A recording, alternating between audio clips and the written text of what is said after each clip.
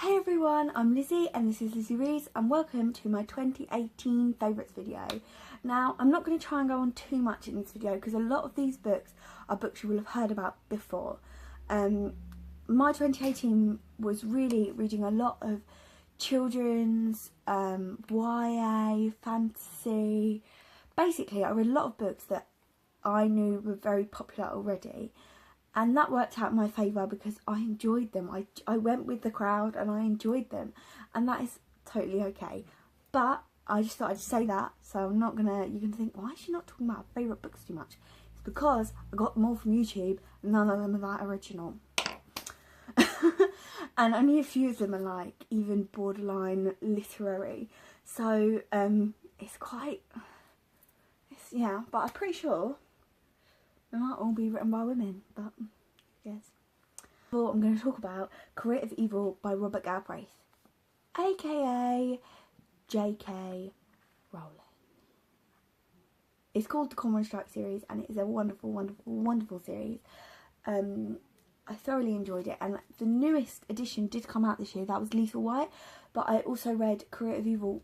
I think it was like the second book of the year I read, because I read the first two December 2017, read this one January 2018, and I thoroughly enjoyed this a lot more than Lethal White, even though Lethal White was good. Just enjoyed this one more, so that's why I'm including it here.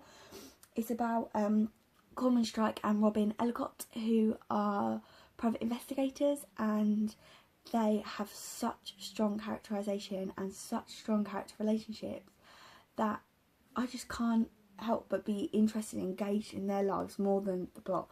And I just really like the way it's written. I really enjoy it. I do enjoy the crimes in these. They are crime novels, because I haven't mentioned that. Idiot. Also an idiot for looking at myself so much, but you know, it's because it just looks so nice.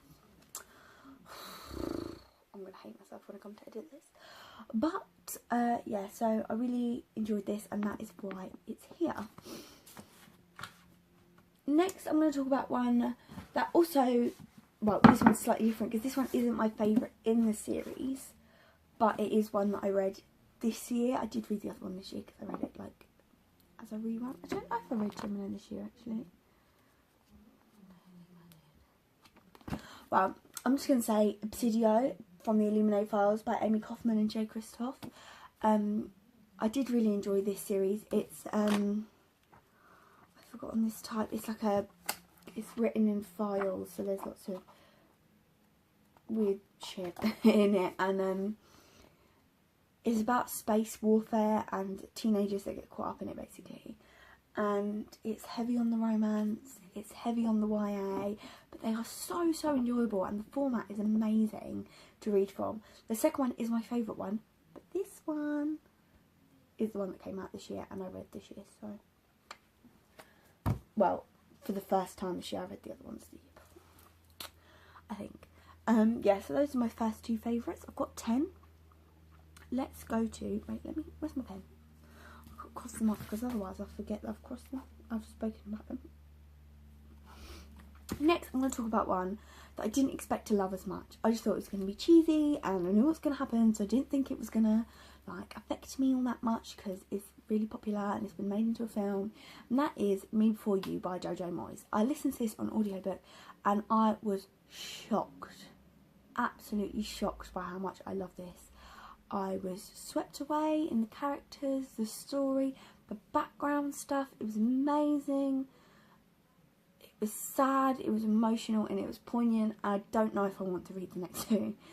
If I'm honest, I don't know if I'm interested in reading the next two, which is something I never, ever, ever thought I'd say. When I hear people on YouTube say, oh, I don't know if I'll read the next two because I think I like where it ended there, I'm like, what? Are you crazy? Oh my gosh. I might do, but I don't know at this current moment in time. But yeah, I loved it.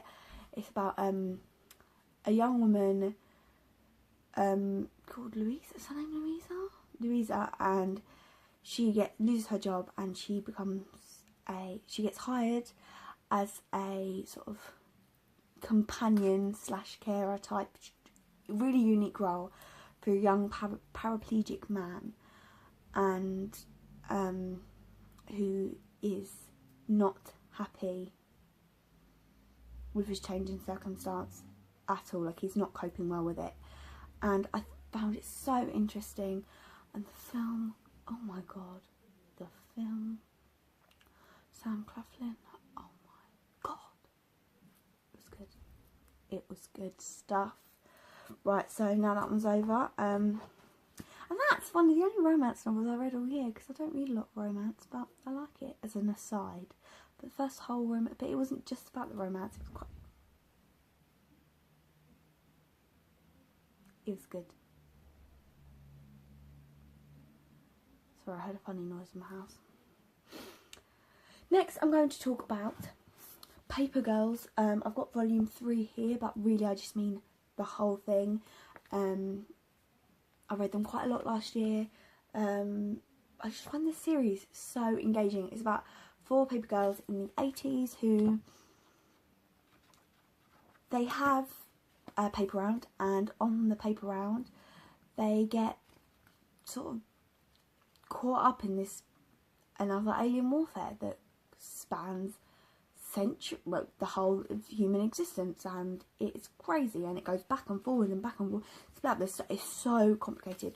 But also in volume 3 it started to like simmer down to an understandable level. Like, I was following what was going on, not just the cool pictures and the funny kids. I really enjoyed that one, and I like some of the themes that it explores in terms of like so like there's a little bit of like, well, there's some homophobia that sort of gets kind of challenged in a inadvertent way. Well, not so inadvertent, it's just all a bit, it's good stuff. I can't talk about my favourite. I find it really hard to talk about books that I do like more than books that I feel okay about. Next up, we're going for another audiobook, and that was Pretty Girls by Karen Slaughter. Oh my god, this thriller stole my summer. This was gruesome. One of the most gruesome thrillers I think I've ever read. It was dark, it was twisted, it was disgusting, it was horrible. But I really felt like the way Karen Slaughter wrote women being tortured, abused, killed, everything like that, I didn't feel like it was glorifying it in any kind of way or romanticising. There was no... Sometimes, I was speaking to a friend about this the other day, and she just really thinks that thrillers sexualise violence against women, and that is, I completely agree with that. And I feel like I was trying to explain to her that I thought this didn't do that, because I felt like this was really about women fighting back against it, and women, it's really hard to describe how I felt about that, but I didn't feel any icky feeling. I mean, it was horrible, and I was upset, and I felt disgusted, but I feel like that was how I was supposed to feel. I felt like that was good writing, and it's okay to write something so disgusting. But just briefly, so you know, it's about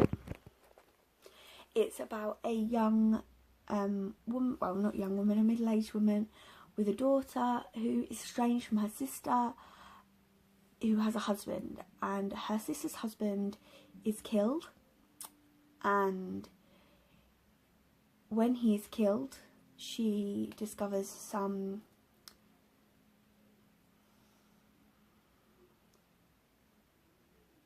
disgusting porn, but not disgusting because it's disgusting because it's actually just like vile, horrific, violent porn, and she's frightened by that, and she starts to think that her husband wasn't the man she thought he was. So that's the basic premise, but it was so interesting, and the way the characters interacted and built relationships I found so compelling. Apparently my phone found it compelling as well, because it decided to fall down right at that moment. Oh well, we're going to cross that one off my list.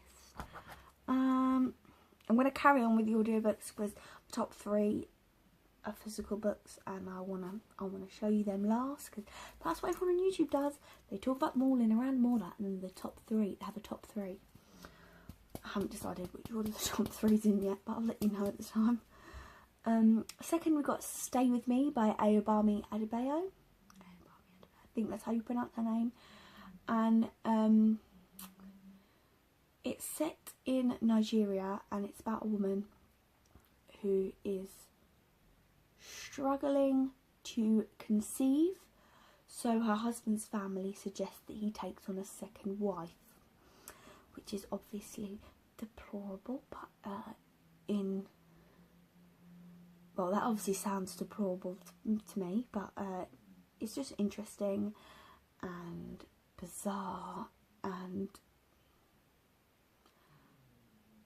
it's a bizarre situation for them, and for the reader, if you're unaccustomed to that sort of procedure, should we call it, but in their culture it's quite common to take a second or third wife, I believe.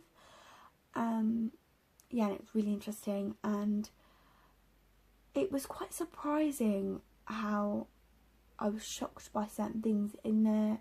There was not so much twists, but interesting developments that I quite enjoyed. I don't want to talk about it too much more because honestly, life changing. I've thought about it quite a lot this year, and I might invest in a physical copy and reread it this year maybe. Another one is one of these that I probably won't reread because I'll reread similar books or things like that. But I've got Why I'm No Longer Talking to White People About Race. I debated putting that one on. Actually, scrap that. We're not having Why I'm No Longer Talking to White People About Race. We're having British by Afua Hirsch. These were both audiobooks and they were both about race. And I was just thinking, I think I prefer British. It's British, B-R-I-T, brackets, ish, by Afua Hirsch, whose name I know how to pronounce because I listened to the audiobook and she talks you through how to pronounce it, which is really good. And she talks about her mixed race identity and how she's very conflicted in her life, and I found it so interesting. But I also loved Why I'm No Longer Talking to White People About Race by Reni Eddo-Lodge. I love them both. They can share this platform actually. They're both having it. They're both excellent books about race, which I probably won't reread because I want to listen to more, read more widely. I think maybe I'll come back to it one day. But yeah, that's how I thought they both made me think about things I didn't think about before, and think about my own behaviours, which is good.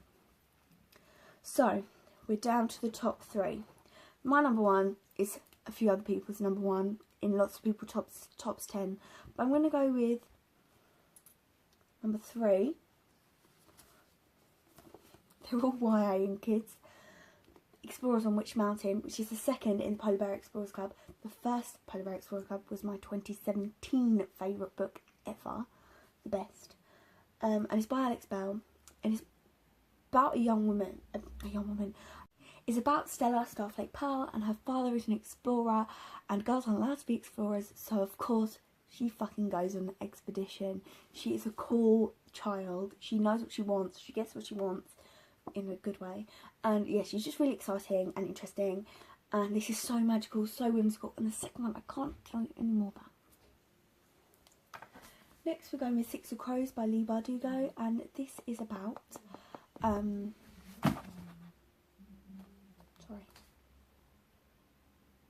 my thing fell off and the system was making a loud noise. This is about some teenagers who live in the dregs, which is literally the dregs of society, but it's like gang culture, and of this fantasy realm, and they go on the impossible heist. I won't say any more, but the characters in this were incredible. I really enjoyed it. I enjoyed every minute of reading this. I really liked the characterisation. The chat was good. It was all good. I don't want to say too much more because I know it's one of the most popular. All the YA books you've been going about it, and I don't want to be like shoving a book down your throat you're probably not interested in. But just so you know, I enjoyed it too. Number 1 has to be Nevermore, The Trials of Morgan Crow by Jessica Townsend. Fucking hell. Fucking hell, this book is amazing. It's incredible, amazing, enjoyable, exciting. The best fucking kids book I've read in such a long time. And I thought the Polar Bear Explorers Club was good. I love kids books. Kids books are the best. It's about a young girl called Morgan Crow who's fated to die on her 11th birthday. Her 11th birthday rolls around. She doesn't die. Morgan Crow. She gets taken into Nevermore by Jupiter North, causing this magical, whimsical ride of excitedness and beautiful, perfect enjoyability. That doesn't even make sense, but hell yes to my favourite book of the year. I couldn't even make it anything else if I tried. It just had to be that. So, I know that's a bit crazy and a bit silly, and I got a bit weird towards the end. There's going to be lots of cuts because I fall over, my phone's dying, it's a disaster. But thank you so much for watching this video. If you want to comment, please do. Like, subscribe, anything. I'll chat to you in the comments. My Instagram's always down below. I'm trying to like Instagram stories every book I read this year. And then do like Instagram thing. I don't know, I'm just trying to Instagram mocks. The Instagram. Really weird, so I'm going to go. Bye.